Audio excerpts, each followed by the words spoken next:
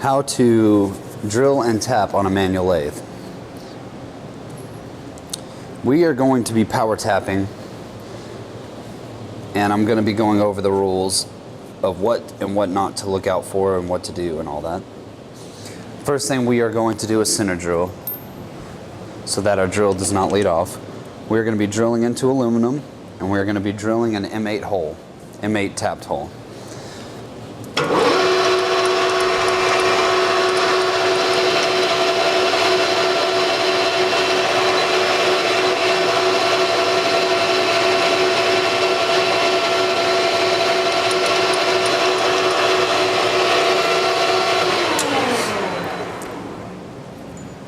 When tapping, you have two different options.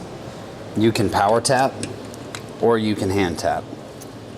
Hand tapping consists of sticking a tap guide in the drill chuck and using a tap guide as you would on a manual mill and using a tap handle with the spindle off. Now you can jog the spindle, but most of the time, as long as your drill or your tap is bigger than a M4 or a smaller tap, the smaller you get, the more likely it is going to break. The bigger you are, the more rigid you are.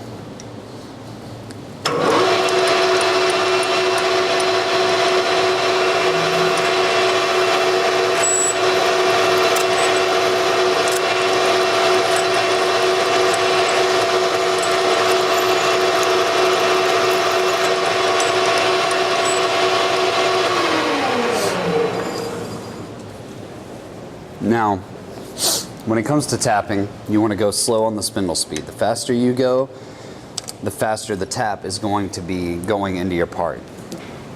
So I would suggest going about 160 and lower until you get more comfortable with the machine and its capabilities. I am now putting my tap in the drill chuck, and I'm going to tighten in all three spots.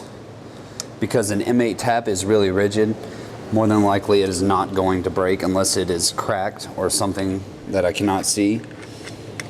You want to make sure your tap is sharp and you're tight in your chuck. Because what's going to happen is you're going to leave your tail body loose. You're not going to lock it down to the ways.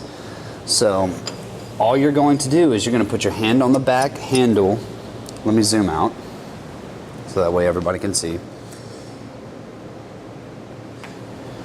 You are going to put your hand on the back of the tail body and you're going to push the tap into the workpiece. And then the workpiece is going to grab the tap and start pulling the tail body and the tap into the workpiece.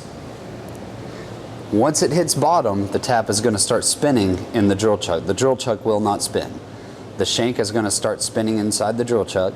That is whenever you stop the spindle and you put it in reverse. And then it will start pulling or pushing the tap out of the part, and then it'll sit on the edge of the part, and then you just pull the tail body back. And that's all it takes when it comes to power tapping on a manual lathe. So I'm going to go over here and I'm going to turn my spindle on about 165. Actually, let's go ahead and go 108. So we're going to move our spindle speed down to 108. Make sure to use lubricant. We like to use Molly D. And put it on your tap. And you want to make sure that when you're tapping, you're not going to end up hitting your carriage. You're not going to hit anything else, because if it hits the carriage and stops, it could break your tap. So you want to make sure everything's nice and loose. We're going to turn our spindle on. We're going to wear our safety glasses. And we're just going to push our tap up to the workpiece and let it grab. Now I've let go. I keep my hand on the spindle. I can turn it off and turn it back on until it starts spinning. Now the tap is spinning. I'm going to go ahead and zoom in on the tap and show you guys how the tap will spin.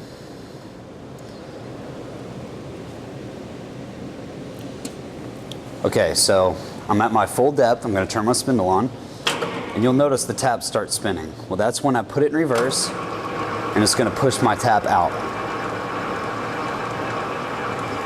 And then I just pull the tail body back, and then I blow out the hole, wipe off my tap, And I'll do this typically at least twice, because what's going to happen, the bottom of the hole is going to load up with chips, and the tap is not going to be able to go as deep as it needs to go. So ensuring the full depth, you want to blow out all the chips, and you want to just do the same process over again. So you're going to push it up, let it grab, and it's going to pull itself into the part. And you want to make sure to also use Molly D on that, on the second pass as well.